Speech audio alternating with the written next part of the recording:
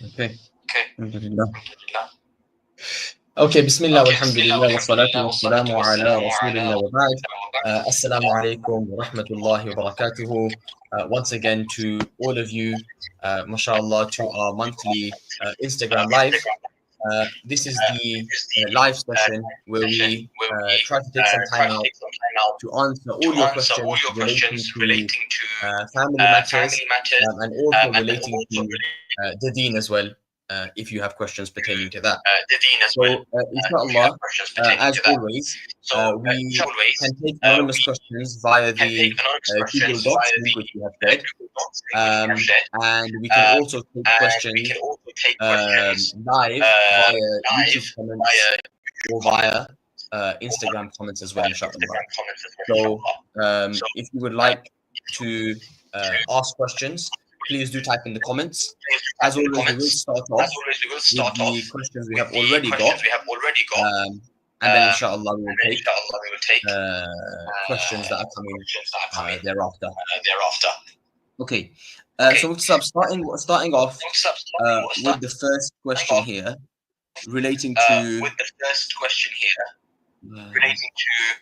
relating to parenting. relating to The first question says, parenting. First I question says, have a teenager who I'm struggling to deal with. I've tried to teach him with love I've tried to and teach also him tried with love discipline, and also tried but nothing discipline, seems to work. but nothing seems to work. What would you suggest? What would you suggest? Okay, Bismillah ar-Rahman ar-Rahim, alhamdulillah, wa salatu wa salam ala rasulillah. So, especially as the children grow older, it does become a bit more challenging. It becomes a bit more difficult to try to get them to listen, all right, to be obedient. So, firstly, we have to understand that as they become teenagers, they're going to make choices of their own. Look, we did that as well when we were younger. As we grow older, yes, our parents would tell us something, but as a person growing up in today's society, or in the society that we were growing up in as well, we always thought that, look, I know what I need to do. You know, I know that my parents are telling me something, but they don't understand. Or they have an opinion and they say that, no, fair enough, my parents are telling me something, but I want to do this. I want to do it like this. This is what I want to do in my life. This is what I want to achieve, and things like that. So you have to allow them to be that slight bit of independence to a degree, in allowing them to make choices of their own in certain matters. So you can't force them in certain matters or certain things which you were able to do previously. And we just have to kind of accept that one aspect. And with teenagers, especially with matters to do with that are, you know, we know that it's important that they're not doing it. It's just a long game. You just have to constantly be at it, right? You have to be constantly be at it, continue to keep telling them in a loving, caring way. And that's what we learn through the Quran. You know, we learned the example of Luqman Hakim. I always use this example when it comes to tarbiyah of the children. Luqman Hakim had a son, and his son wasn't, like some Mufassirun have mentioned, he wasn't Muslim, he was a mushrik, right? So can you imagine how bad that is for a prophet? Or yeah, if we go with Luqman Hakim being a prophet, right?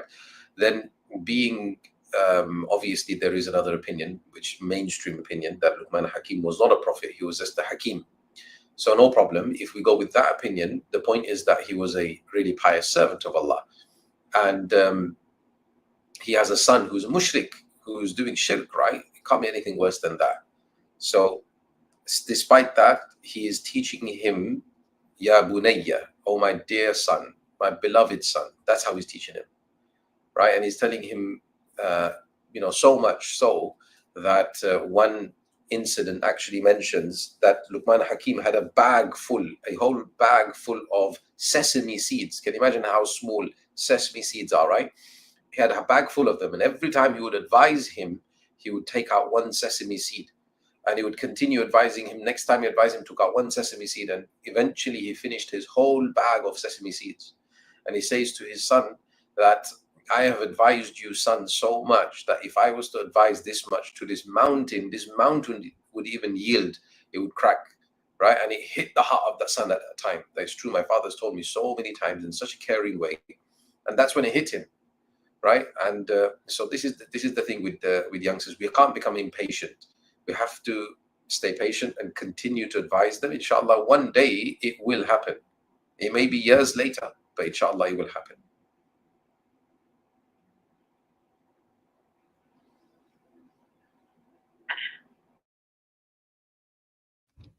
Okay, Jazakallah khairah for that. So the second question we have is, the question is in Urdu, but I will just put it into English. If the house environment is not a good house, good environment, then how can you make it into a good, Islamic kind of environment as a woman? So from a woman's perspective, given how much authority she may have, how can you correct everybody in the house? How can you advise them? And is there some kind of roadmap for this? Question, advice in regards to this particular question. We have a whole workshop on this one, mashallah. So in terms of how to make the home a lot more harmonious in terms of the Islam that is practiced in this home. There's quite a lot of practical things that we can do. Inshallah, we will be running this course, this workshop online as well, inshallah, in the foreseeable future, in a few months, inshallah. So just stay tuned, inshallah. That will give you the full breakdown of how to do that practically. But meanwhile, obviously, again, with these kind of matters, it takes time. Slowly but surely, keep going with the small things that you can do. So, and inshallah, with that, you will start to see much more improvement. And remember, always, whenever you do any effort, at the beginning, it's hard. At the beginning, it takes the most effort. It's like moving this big rock here. At the beginning, it takes the most force. When you start to motion, move, roll, then it doesn't take too much force. Slowly, you keep going. It's like a car, right? The beginning will always be that most force that you need, the most effort that you require. And then slowly, you don't need to put too much pressure. You will carry on going. Just need to keep sustained effort. And inshallah, hopefully things will carry on. So in the same way, the house, with the home environment, to get it to a level where you want it, the beginning parts are always hard, right? This is where most people fail. But once you start, getting the ball rolling, inshallah, you will start to see this compounding effect where the initial efforts that you made, if you carry on making those efforts, you will see it escalate. Like if you were to draw a graph for the amount of progression, you will see at the beginning it will be small progress, and then slowly, exponentially, it will become so much more, because everyone will be to that level, which in the household, that they will also be pushing and driving towards the same way. And everyone's rowing the same boat in the same direction, synchronized, inshallah, by that time, and you will see amazing things happening in the household. So it's that concept that needs to be set right firstly.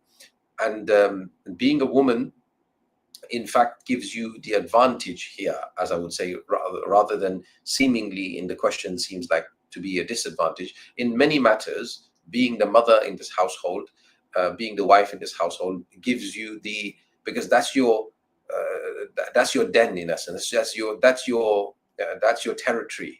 Right, the house is the territory of the wife, generally speaking, in terms of how does she want it. It will generally be, right? So I'm sure many of the men here will vouch for that. Yeah, if the wife wants it a certain color painted, it will have to be that color, right? You don't have a choice. You have to do it like that. So in the same way here, generally speaking, the way you want it, that's the way it will be if you make that small bits of effort, inshallah. So the small bits of effort that I would say from the very beginning to start off, the easier effort is start off a small reading going on. So some sort of ta'aleem going on of any book, pick whether it's a story book. We've got plenty of Islamic books nowadays on small stories to get people, used to it, right? There's Pearls of the Path. There's other quite good books as well, mashallah. You can start them going. Mufti Saiful Islam's from Bradford, mashallah. He's got many books on these things as well. Masalim Durat Sahab, mashallah, has got many books as well. pick up some of these books. They're all available, a lot of them online and PDF as well. So you could just get some of these books and start. If you feel the connection to certain fada'il, then you can use the Fada'ilul A'mal. And if you want to, you can use other books as well, Riyadh Salihin, and or you can read other things, whatever people, inshallah, they will draw a little bit of attention to. But remember not to make it too burdensome. So don't make it longer than, I would say, about 10-15 minutes of reading, and that's it. Keep it as that, short, every day. Everyone has to come, everyone sits. It's either after food or before food kind of thing, right? Generally works after food. Everyone's already gathered.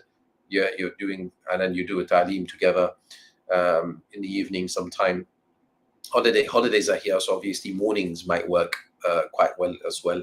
So like this. So you work together like this, and inshallah you will start to see a small environment creating on Fridays, making sure that reciting Surah Al-Kahf, everyone's reciting it together kind of thing. Sit down, read together.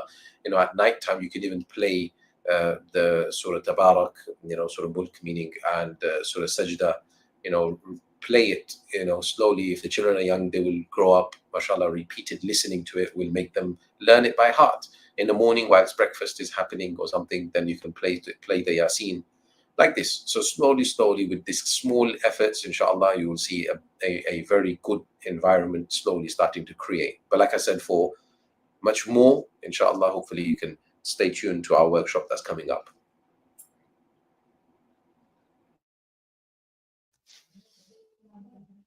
Brilliant. Jazakallah khairah for that. Next question is as follows. And I quote, how do you still give your husband his intimate rights if you feel very upset with him and he has wronged you, like genuinely wronged you, and you're not just overreacting, especially when you can't relax around him, which means it hurts when it happens?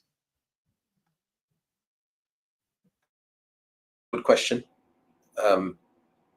For this, what needs to happen is, firstly, between husband and wife, we need to create a good communication, good environment whereby the communication between husband and wife is good.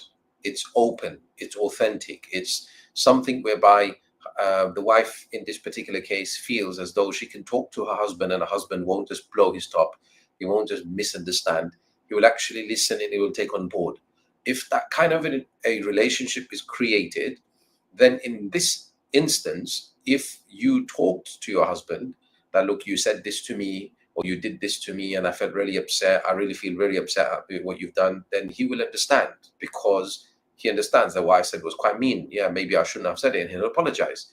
And sometimes you will see that just that apology, genuine apology that's said by him to you, that will just settle everything. It'll make you feel so happy, right? It'll just, it's like the monkey off your chest or off your shoulders. Like, it'll be really, really uplifting.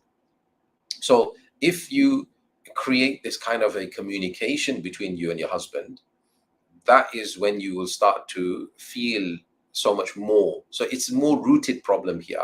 You need to create this connection between your husband, right? Husband and wife here need to create connection. Once this connection is created, then these problems do go away.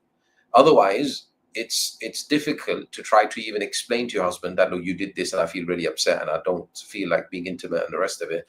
He's going to probably, he's going to kick up a fuss even more. He's going to probably even, start fuming even more. The more problems will create. Then you will think that, was it even worth saying this to him? He constantly misunderstands. When I try to talk to him, he shuts me down and he's giving me answers. That's because there's no relationship. That communication between husband and wife is not good. So work on that. Try to work on that. And how you work on that, simply, just to give you, obviously this is much more detailed how to work on that, but how simply to work on that is generally have some positive communication between husband and wife, like daily.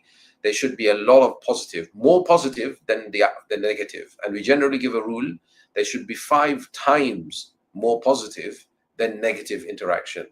So if there is 5 times more positive in the day, more positive, you have one argument, you need to have good 5 different positive interactions with your husband. Okay, if you have that kind of interaction with your husband, then slowly, slowly, the good will start to outweigh the bad, and you, inshallah, you will start to create this good environment, good communication, inshallah. Remember one golden rule in communication: whenever you are trying to communicate with your partner, always communicate with them from their perspective, not your perspective. Okay, just remember that. That's very important. You have to communicate with them from their perspective. What is it that is making them feel like this? Why are they feeling grievant? Not why am I grievant? Let me present to you why I am grievant. What is it that you did to me? No.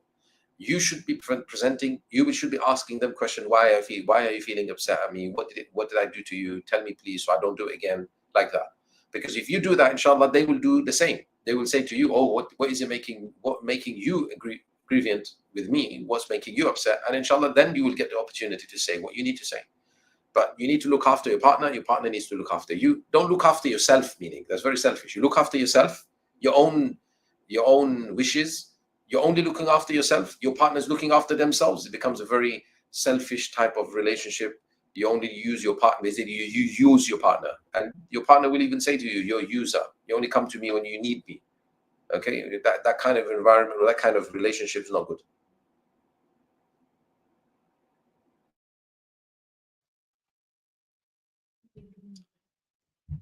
Perfect. Next question. As a marriage counselor, what are the most common issues you come across, and how do you deal with them? Meaning, you as a marriage counselor, what are the common issues you come across when dealing with the cases, and what kind of solutions do you advise in those cases?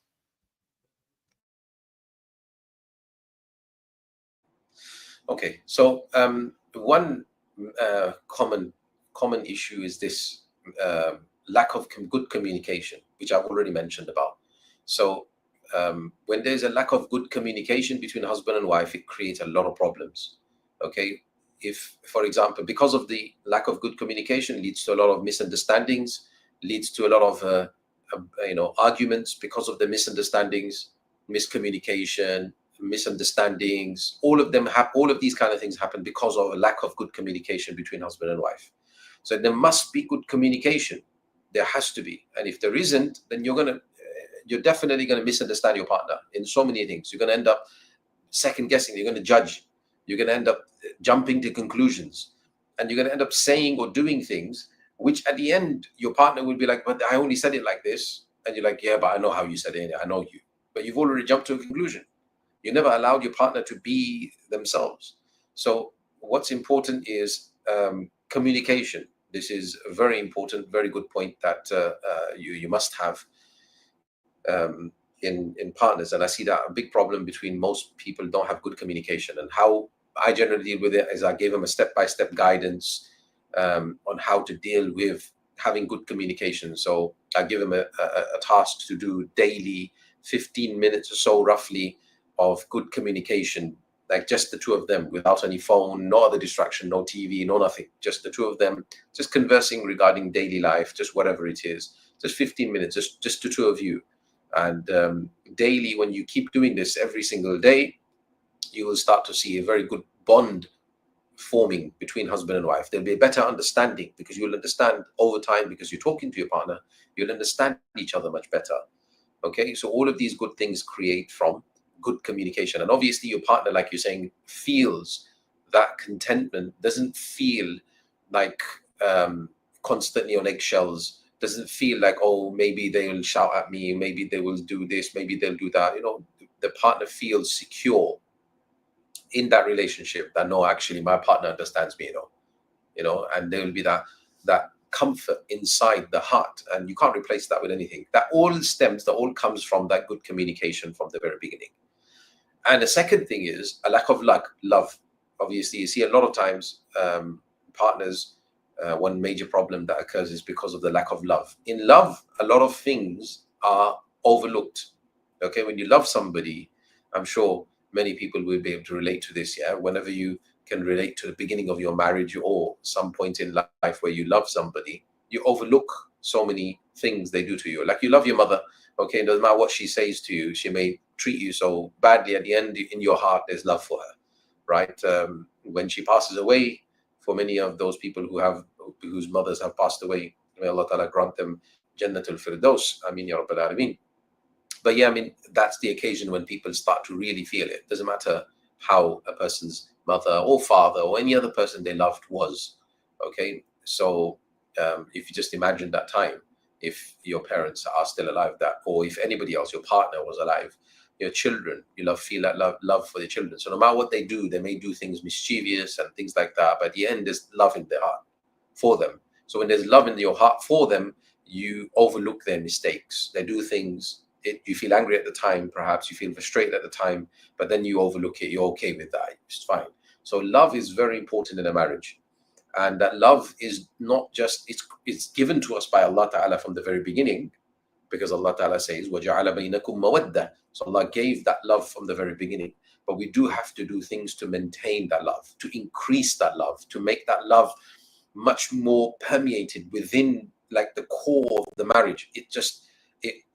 It basically, it will spread in the entire marriage of yours. Your whole life evolves in your marriage around your family life, or evolves around that love centered at it in the middle. It's the driving force of everything. So that love is very important, and that you have to keep on progressing and looking after. It takes small efforts to keep that love going. Even a smile makes your partner feel loved. Yeah, you smile at them. Yeah, you share a bit of your chocolate with them. You share a little joke with them. You said salam to them. You felt them. You touched their hand with affection, right? You put your hand on their head, right, with affection, right? You give them a kiss on the cheek with affection. So many things you could do. Small things, isn't it? It's not a big thing, right? It's small things, right? And the smallest of things, they go a long way. So this is what will maintain that love and carry on increasing that love that you feel for your partner. And in times of difficulty, you will need to call upon that love. That love will be called upon and utilized in your marriage. So these are things I would say I've seen commonly. There's many more, but I think in the interest of time, I think we'll leave it at that.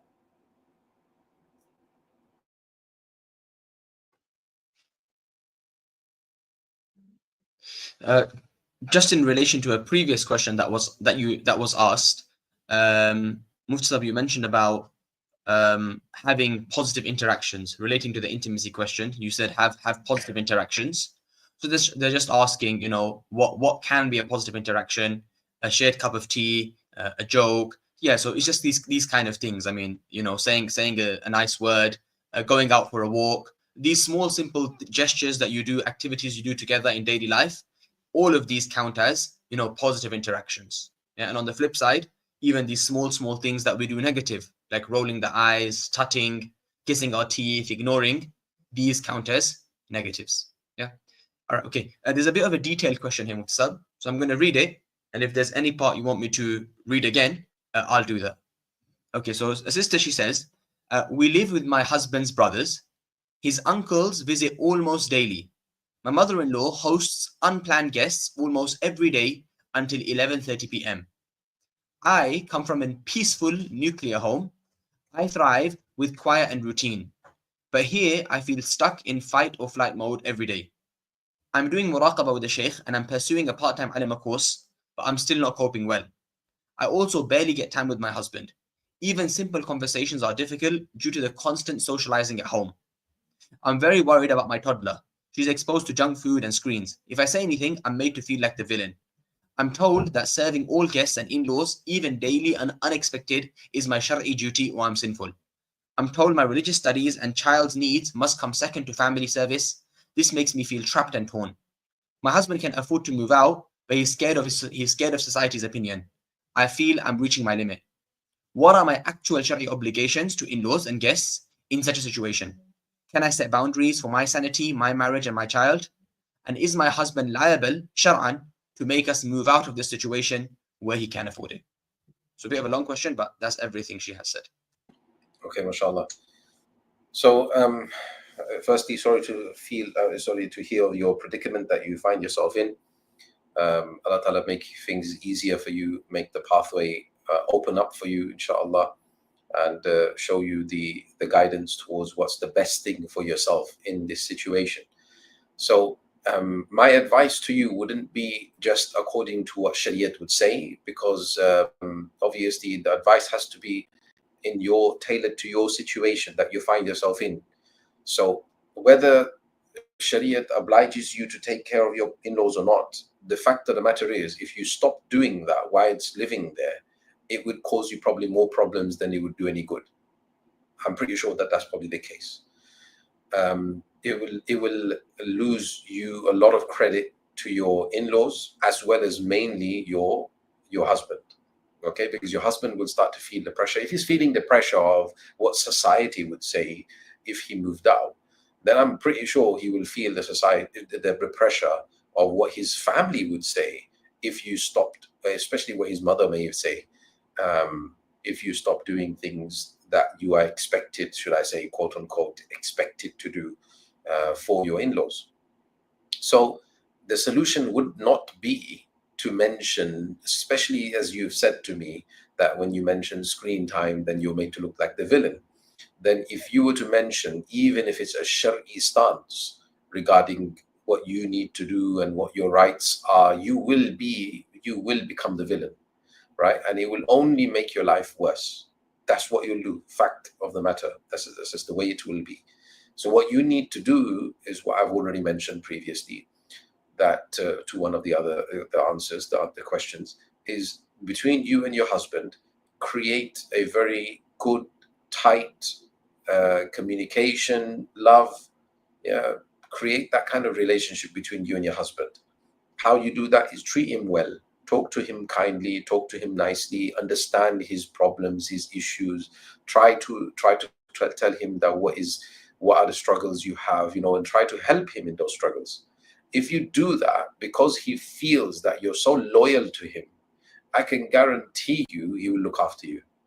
He will look after you, and he will understand that, look, my wife's struggling here. I think she needs her own space, right? And then he will make moves, inshallah, to try to give you some sort of space, even if it be, saying something that, okay, you know what, I think this is too much, just do this and that's it. The rest of it, somebody else will take care of. Something needs to be done whereby it makes it easier for you, right? But that will only be done by not demanding your rights, by not demanding from your husband and telling him, I can't do this anymore and the rest of it, because all he'll think is that you're trying to escape from it. You don't want to do it. That's all it is. You can't do it, but you don't want to do it. But how you have to do is you have to buy his loyalty, you can say, somehow. But that's through what? Through being nice to him. You don't do it for that reason, I would say. Obviously, you do it with the ultimate motive of creating a very good relationship between you and your husband. But eventually you will start seeing that your husband will be so much more caring, so much more understanding towards because you ask him questions that, what's your difficulty, what you're struggling with, let me try help you with this and the rest of it. Then he will naturally ask you after a few times as well, like you've asked him 10 times now. The 11th time he'll understand as well, and I need to ask her, what's your difficulties? Yeah, what is it that I can help you with? Okay, I'm struggling with this is too late, don't you think? And he'll say, actually, it is too late. Hosting guests till this time, this is too much, perhaps. Then you will work through it. Does that make sense? So hopefully this creates a little bit of understanding for yourself of what to do, because the answer is what you need to do in this situation, which is to try to understand your husband's situation in this and work with him to try to come up with a solution that works both for you and for him, best for both you and him. What is the best solution? Obviously, you might think the ideal solution is me move out, simple and straightforward, but it may not make his life any easier. It may not be, at this moment in time in your life, may not be the best thing to do. I don't know the rest of the situation, but obviously that would be a simple solution to this, but that will only happen once you've created a good environment or good, so as a relationship between your husband and yourself. So inshallah, hopefully, but don't. A lot of people fall quite foul of this one because they constantly nag at it, right? They constantly bring it up that, oh, when are we moving out? You said this, you promised me this, when are we going to move out? Give me a date, this and the rest of it. And then give ultimatums. If you don't do it, I'm going to move, I'm going to go back to my mom's house, I'm going to do this. It doesn't help. It doesn't help by doing this. You have to be a bit more flexible. There has to be that flexibility. There has to be that understanding, to understand, like I said previously, to understand your husband's perspective. Inshallah, he will start to understand your perspective. And then you come to middle grounding. You look after each other in this way. And inshallah, you will see life will become much more better. In terms of mother-in-law doing all of this, I don't know if there's a father-in-law in the picture or somebody else in the picture that can be a bit more, sometimes say something to the mother-in-law. Look, this is too many guests, too many, too late, and you can't be demanding her to do this. Let's get somebody in to help out with this kind of stuff. If you're living in a country whereby you can get certain workers perhaps to come in and do certain things for you, like some of the cleaning or whatever else it may be, then paying them to do all of that kind of thing. So then that might help, right? So you have to do certain things to try to make certain chores a bit more easier. Otherwise, it does get more difficult. So the father-in-law in the picture could, if he is somebody who can voice that concern, then perhaps he might be somebody that is approachable. I'm not sure in this situation, but yeah, something along these lines whereby it makes it a bit more easier what to do.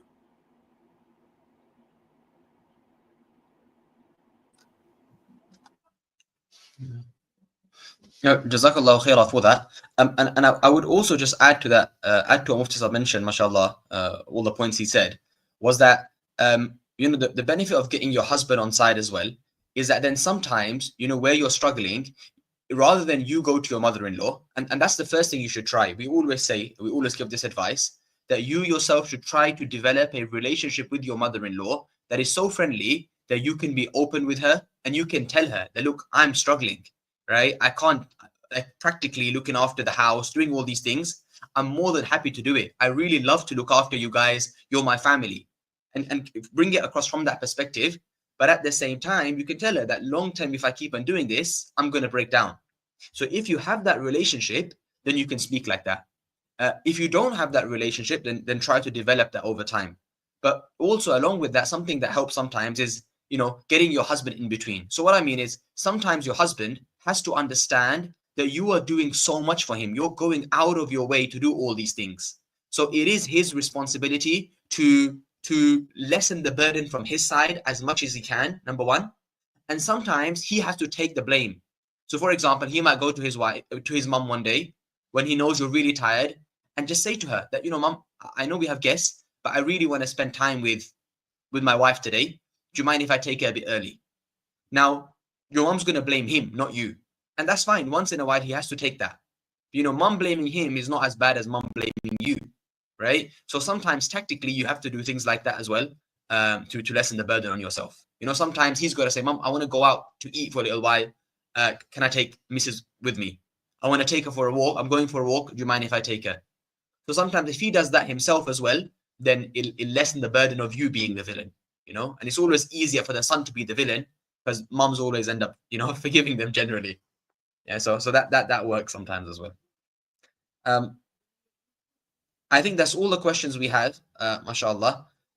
We'll just give it a minute or two. If anybody has any remaining questions to ask, you're welcome to ask via the comments on Instagram or on YouTube as well.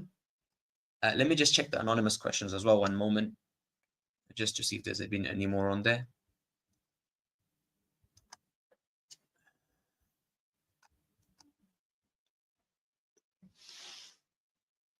No, I think that's all, Mufti. So once again, Jazakumullah khairah to all of you for listening and taking part. As always, I'm sure you all know about the MFF WhatsApp channel.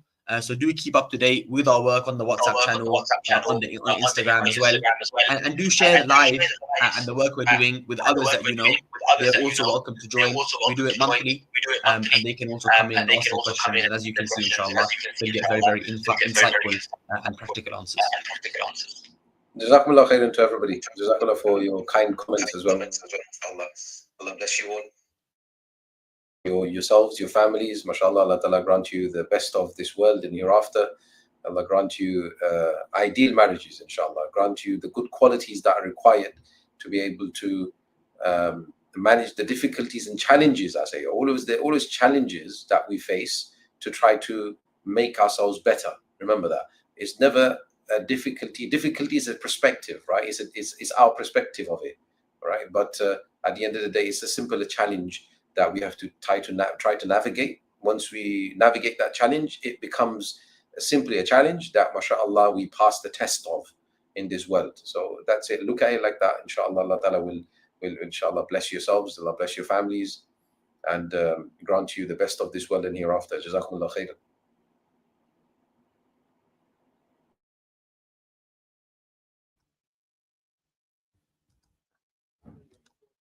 Yeah, barakallah feekum. Jazakallah khairah. And a person has asked that, do we provide marriage counseling? Yes, so alhamdulillah, we have a team of counselors who do provide counseling. If you go to our website, the mff.co.uk, inshallah, you can find all details there. Once again, jazakumullah khairah, and until next time, assalamu alaikum wa rahmatullahi wa barakatuh.